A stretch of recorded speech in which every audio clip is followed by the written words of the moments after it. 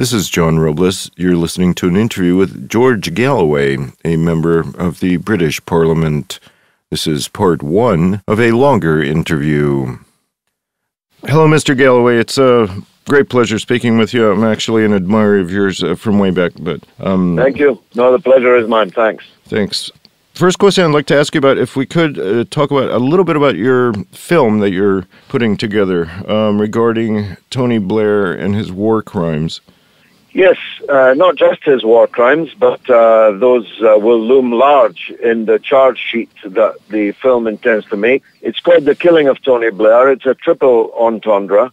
It deals with his killing of the Labour Party as we knew it, a party that working people in Britain had come to depend on for the best part of a century, and which was murdered by him and turned into quite the opposite of what it was intended to be. The second killing of Tony Blair, of course, is the killing of 1 million people in Iraq and Afghanistan, and by extension in Lebanon and in Palestine and other places. Mm-hmm. And the third killing is the financial killing that he's making out of the previous two killings, having made the British economy more comfortable for the corporations, making their income tax bills shrink, easing the regulatory burden. He's being rewarded by them now at vast, eye-watering salaries as a consultant, whatever that means, for a variety of sundry corporations. And, of course, having helped various tyrannies around the world, he is now on the payroll of more countries than it's almost possible in one radio broadcast to adumbrate. Some of them are very dodgy indeed. The Kuwaiti royal family, for example, the previous Gaddafi dictatorship, and of course the government of South Sudan has also been the beneficiary of Mr. Blair's wisdom, and their country, the poorest in the world, the most corrupt in the world, just fell apart this very week and has collapsed as a state. So I'm not sure why these countries want to hire Mr. Blair. He did enough damage to the British economy. I don't know why anyone else would want to employ him, but there you go. I see. You mentioned Kuwait, Sudan. What about Saudi Arabia? Now there's coming out more and more revelations about their involvement with 9/11 and terrorist groups in Syria, etc. Was Tony Blair... of course, he's up to his neck with them as the so-called peace envoy, and one of the objectives of our film is to have him dismissed from that position, which, as I've said, is the most inappropriate appointment since Caligula appointed his own horse as a proconsul of Rome. Mr. Blair is dripping in the blood of the people of the Middle East, and yet he's employed by the Quartet as its peace envoy. Yeah. So he's up to his neck with the Saudis in that.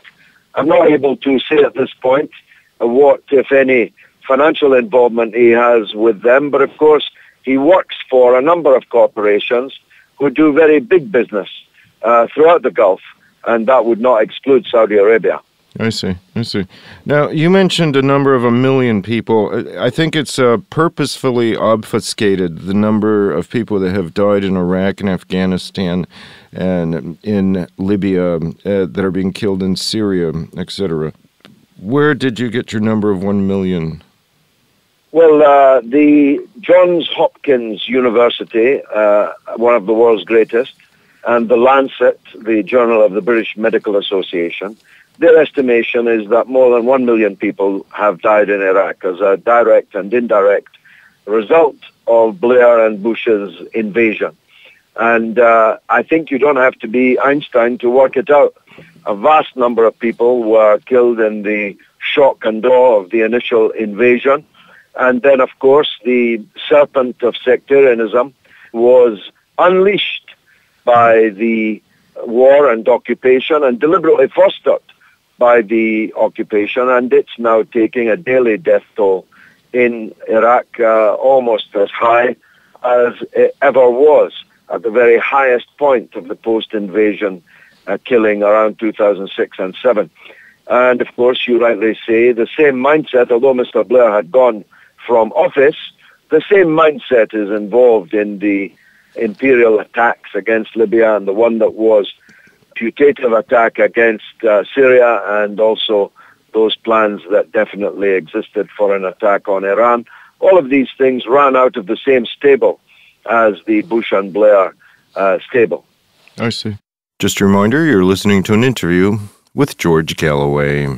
You mentioned Syria. I'd like to compliment you. I feel you were instrumental in preventing another invasion. We watched your speech in front of the Parliament.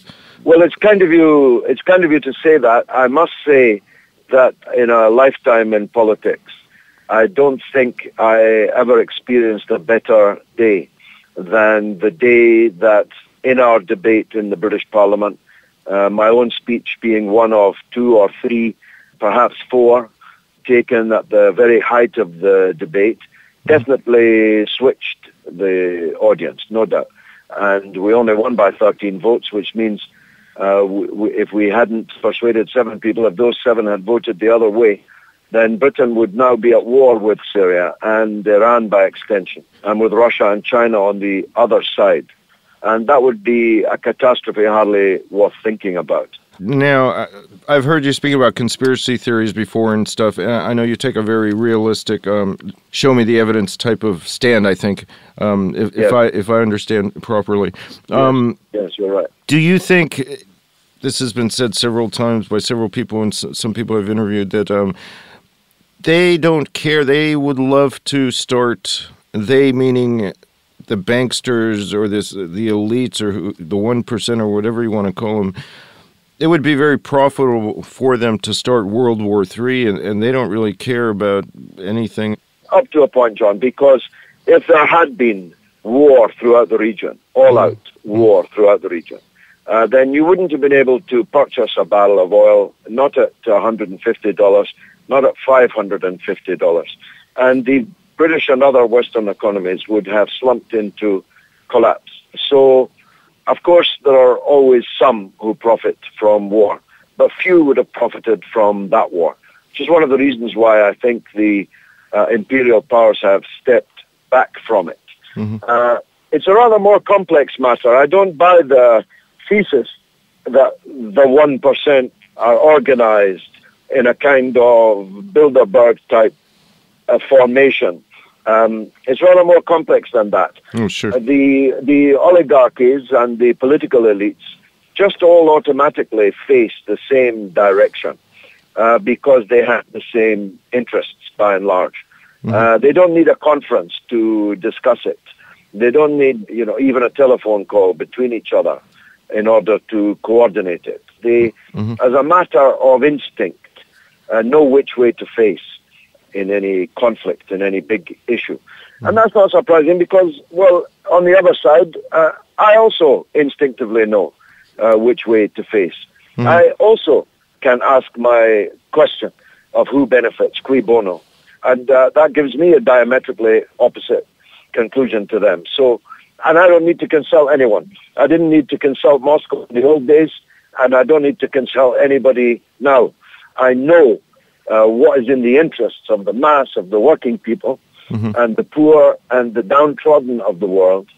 And I know what's in the interests of the rulers of the world. And I'm with the poor and the working people always. Wonderful to hear that. Very few people will dare, especially with some sort of power, will dare to take that position. I think your record has shown that that is entirely the case, and you should be commended for that.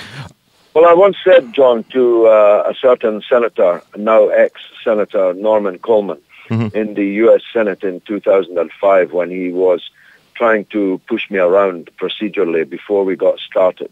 I said, Senator, don't make the mistake of imagining that I'm afraid of you. I'm afraid only of God. And that's the way that I conduct my life. Just a reminder, you're listening to an interview with George Galloway. You're in the halls of power. I mean, you're dealing with things and you're witness to things that most people don't know about that are affecting everybody. I'd like to ask your opinion about all the illegality. I mean, where do they get this carte blanche? Well, John, I never put much store in their faith or faith in their attitude to legality. I think this is lipstick on a pig. The capitalist states and the imperial powers, this is all just window dressing. It's cosmetic. They talk about law, but they practice something completely different overseas. And now, increasingly, in their decline, they're practicing that same something different in their own countries. Let's just take one example. Edward Snowden's revelations, which were a signal service to humanity, for which he should get the Nobel Peace Prize, were treated by the British state as an act of terrorism. And the British state then began acting like a pirate. The Guardian newspaper, one of the great liberal institutions in the land, was raided by the political police with sledgehammers. I'm not making this up. And with those sledgehammers, they, by force, and without the permission of the owners of the computers, namely the Guardian newspaper, smashed the hard drives, smashed them into pieces, so as to destroy evidence of malfeasance and wrongdoing on the part of the British state.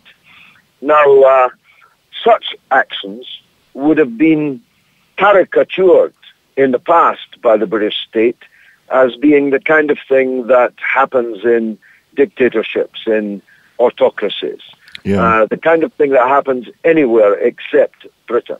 But it did happen in Britain, and it happened in 2013. So I'm afraid it's all just a veneer that is very easily shredded, and if the British state had to, it would cast that veneer aside altogether. So I never place much faith in laws and justice. At the end of the day, all states will treat existential threats to their own continuance in exactly the same way. Do you think that the UK has lost a lot of sovereignty to the U.S., especially with all this NSA spying and stuff, or is that... No, I do. I believe that the British state has essentially rented itself out. I don't want to be too candid in the analogy, but I was going to say lapdog, but I tried not to. Well, it's worse than that. It has prostituted itself to the United States. The GCHQ at Cheltenham is doing most of the heavy lifting for the National Security Agency in the illegal vacuuming of the spectrum, and is collecting uncountable scores of millions of telephone calls, texts and emails every day across Europe and further beyond as these fiber optics cross the British landmass, coming from the United States, across the Atlantic and thence to Europe.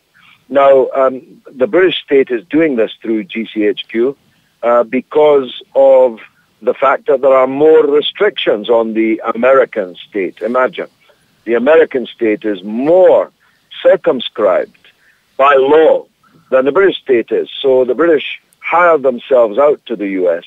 to carry out those things which would be illegal in the United States and hand over the rest. And by the way, if we're talking of prostitution, the price is no more than a $20 hooker, metaphorically speaking. I see.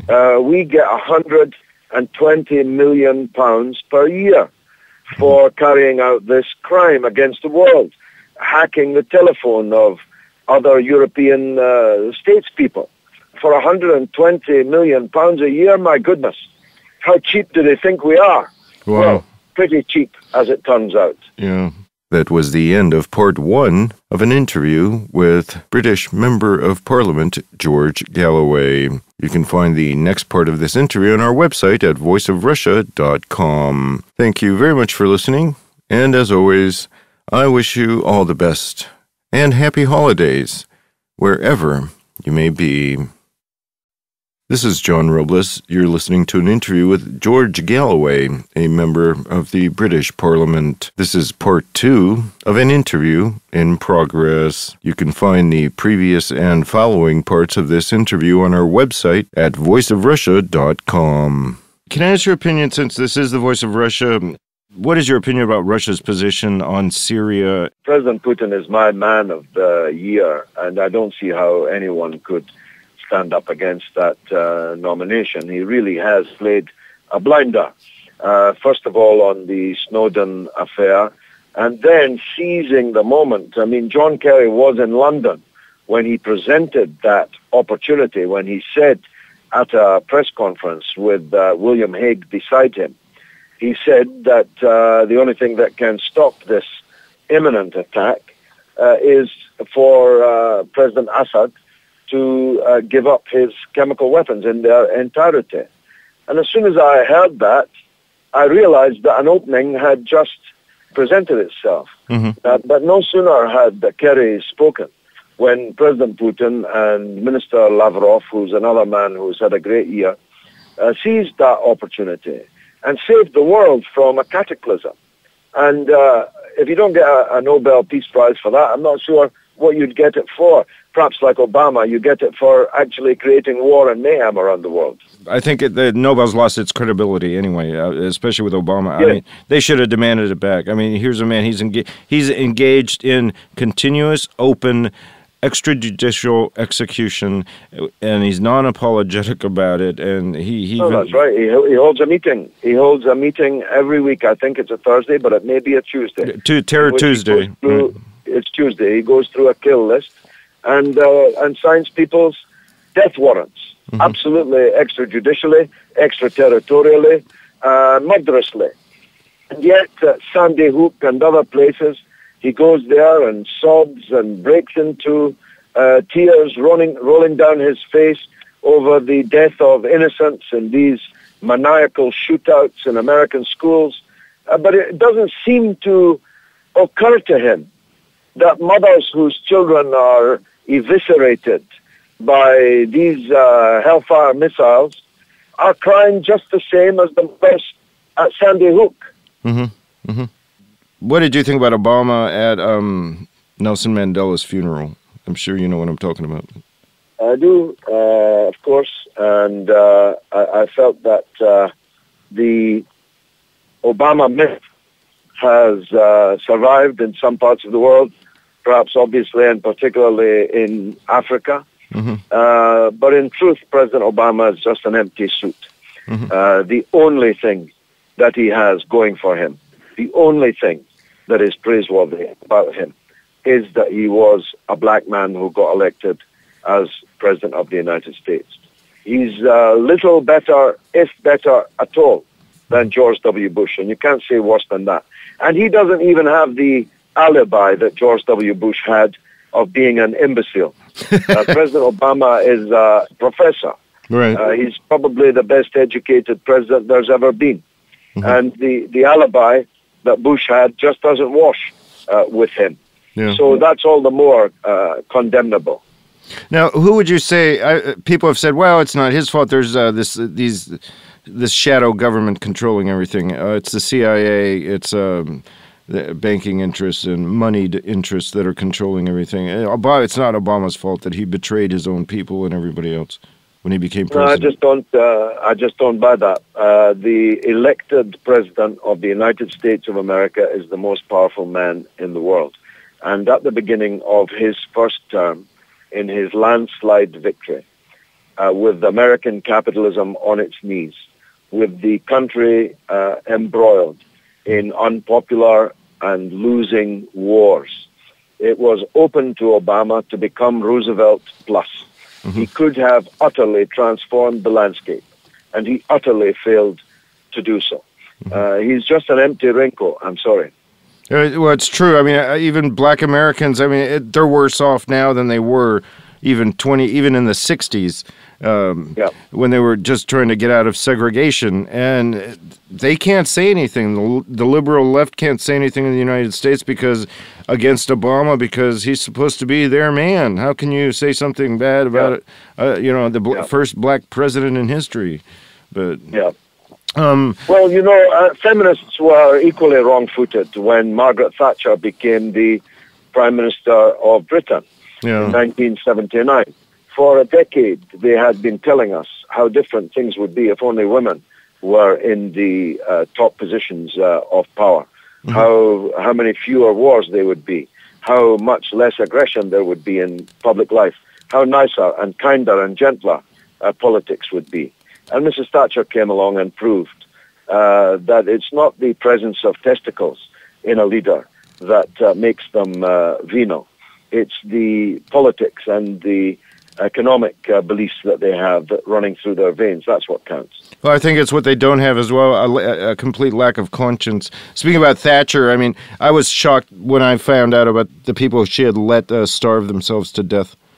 Indeed, the Irish hunger strikers were willfully starved to death by the Thatcher administration, and 10 men were dead, and blood flowed bitterly in Ireland and in Britain for many, many years, directly as a result of her obduracy. She thought nothing of assassination. She thought nothing of killing, and she certainly thought nothing of laying waste industrial Britain and leaving it as a kind of post-industrial slag heap with social problems and ocean deep. She devastated, as I understand, all the unions and all the working collectives and everything. She destroyed trade unionism. She destroyed 35% of manufacturing capacity in Britain, which was considerably more than Hitler's Luftwaffe managed to do.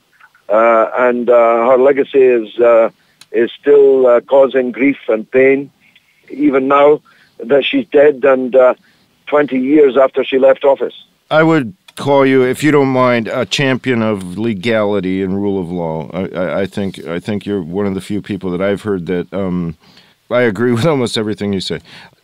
Sergei Lavrov and President Putin have also been calling on rule of law in solving conflicts, respect for sovereignty, respect for international law. Do you see any way to bring back or rein in or somehow bring sanity back into the world? We have to draw a line in the sand now, and that line should have been drawn over Libya. The Libyan dictatorship was a vile one, and it took an act of real genius to replace the vile dictatorship of Gaddafi with a worse set of rulers than existed before them. And this should have been stopped, and it wasn't. And Russia and China should have vetoed the proposal to impose a NATO-led no-fly zone on Libya, which became not a no-fly zone, but a plenty-fly zone. It became a free bomb zone. Yeah. And it led to the thirst for regime change by foreign attack, invasion of one kind or another, that thirst becoming literally ravenous. And we're lucky that we stopped it after Libya, and we had to. We have to undo the Blair-Chicago doctrine. This notion of a responsibility to protect, which of course is open to the interpretation of any member state.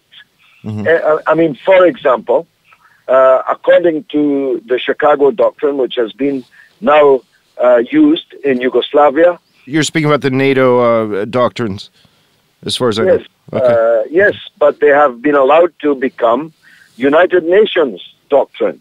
They were stopped by Russia and China over Syria, but they must be rolled back, because if you allow any member state to invade any other member state because it claims that it has a responsibility to protect people in that country, then the recipe for total international anarchy is complete. I mean, imagine now if President Putin were to invade Ukraine. He could easily claim that he had a responsibility to protect the Russian-speaking people there. Yeah. And he could move the Russian armed forces in there.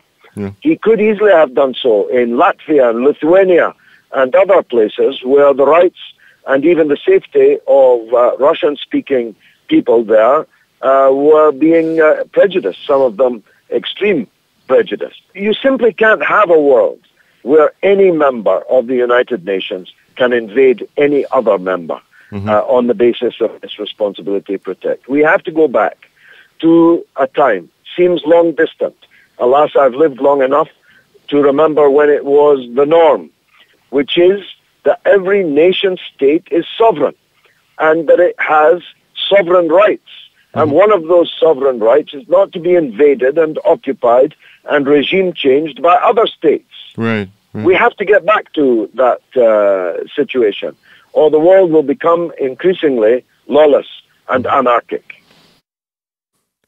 That was the end of part 2 of an interview with British Member of Parliament George Galloway. You can find the previous and following parts of this interview on our website at voiceofrussia.com. Thank you very much for listening, and as always, I wish you all the best and happy holidays, wherever you may be.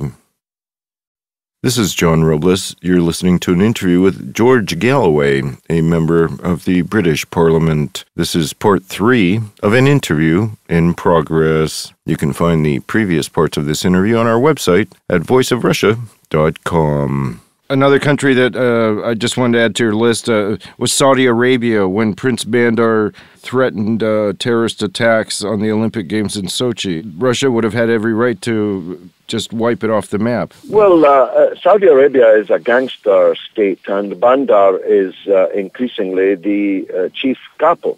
He is the man who goes around delivering the severed horse's head into the bed of whomsoever they wish to intimidate. They try bribery, first of all, and then they try browbeating, and finally they are ready to bully through the use of their surrogate auxiliary terrorist army. And they found that President Putin could be neither bribed nor bullied, and he was sent away with a flea in his ear. But he's very lucky it was only a flea in his ear. Frankly, if he tried it with me, he'd have gone home without an ear.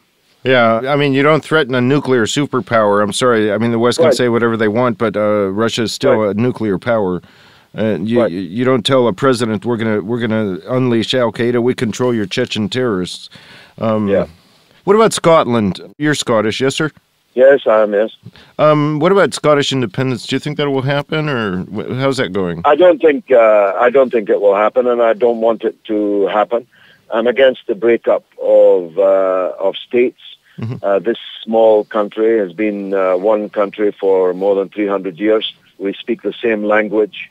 We have a common language, a common culture, a common economic situation. And once upon a time, if only briefly, we did some good things in the world, particularly in 1940 and 41, when we stood alone against fascist barbarism, and we didn't ask the people who did so whether they were Scottish or whether they were English. And I just think that working people divided are always weakened. Working people together will be stronger. So I was against the breakup of Yugoslavia. I was against the breakup of the USSR. I can hardly be in favor of the breakup of this small country. Okay. Can you give us your opinion of sovereignty in the EU with regard to, for example, Ukraine, and how much do countries lose in terms of sovereignty, in your opinion, when they join the EU? Before I answer that, let me just make this point. Yes. Can you imagine what would happen if President Putin went to the streets of Toronto on street demonstrations, whipping up anti-American feeling in the neighboring country? And yet this is precisely what's happening on the front line in Kiev now. European and North American politicians are on the streets of Russia's neighboring country whipping up anti-Russian feeling. But it seems to me, maybe I'm wrong, you'll know better than I, that it's running out of steam.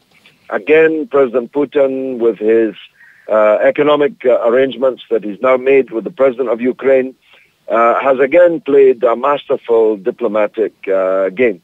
Mm-hmm. And the European Union, virtually bankrupt, is not in a position to match what Russia can do to help Ukraine in this terrible economic situation that it's in. Mm-hmm. But to answer your point, the European Union is a good idea in principle. Mm-hmm. It has stopped the countries of the west of Europe, in the first instance, from attacking each other and murdering each other in their millions, which they did from the 1870 until 1945, mm-hmm. 3 times at least. And that's a good thing. It's a good thing if working people in the European continent, not only within the boundaries of the European Union, but throughout the European continent, can reach common agreements on social policy, on environmental issues, on issues of social security, and even common defense. There's nothing wrong with any of these things. Mm-hmm. But the European Union is utterly dysfunctional when it comes to the manner in which it's run and the free market banking principles on which it is based. We have a Reaganite, Thatcherite European Central Bank, which sets monetary and fiscal policy for the Franco-German center, mm-hmm. and not for the periphery even of Western Europe, never mind Central and Eastern Europe, as they become more often members of the European Union. Mm-hmm. So it's a very dysfunctional organization.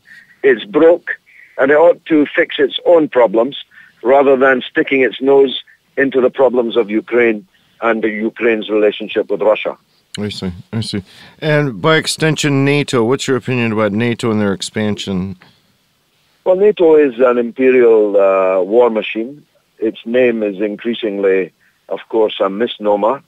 The North Atlantic has been stretched as a geographical definition as far as the deserts of North Africa. Yeah. And the North Atlantic Treaty Organization is circling both Russia and China with bases and nuclear-armed warships and aeroplanes and so on. And it is the greatest danger to peace and security in the world. And one of the many reasons why I find the call for Scottish independence implausible is that the Independence Party plans on making the independent Scotland a member of NATO, which makes a mockery of its professed intention to be rid of nuclear weapons. You can't be rid of nuclear weapons whilst joining a nuclear-armed club. Mm-hmm. Do you see NATO weakening or just growing and growing beyond all control? No, they're definitely weakening. The high point of the American empire has passed, as the high point of the British Empire before it passed. Power is passing to the east, to China, to Russia, and to other rising countries in the east and the south. I wouldn't say, as Chairman Mao said 30 years or 40 years prematurely, that the United States was a paper tiger, but it's definitely an aging tiger whose teeth are beginning to fall out. I see. Very well put. Thank you, sir. Brilliant. Thank you. If I could, very last point, and then I'll let you go. Ukraine, right? Syria. We think Ukraine. It was like revenge for their loss in Syria, yes. Right? And now, if they lose in Ukraine, what is the next hot spot going to be, in your opinion? Well, the thing is, they're losing and losing and losing. Now, that might make them more angry, mm-hmm. but it doesn't make them more able to win. They're losing because they're losing. They're losing because their power is waning. Their hard power is waning. Their financial power is defunct. Mm-hmm. And their soft power, their cultural power, is virtually non-existent. Mm-hmm. Anyone who takes a look and a listen to John McCain and thinks that that is a cultural soft power icon to desire or to head towards would need their head examined. This is knuckle-dragging, low-grade, moronic culture. And I don't think that the great people of the Ukraine or many other places are attracted to the soft power of the United States. The United States does not have the financial and economic wherewithal to make it worth their while. So people are increasingly looking to themselves, I hope, and looking elsewhere to other rising powers in the world. And let's hope that in the next year and the next decade, we have a number of great powers in the world.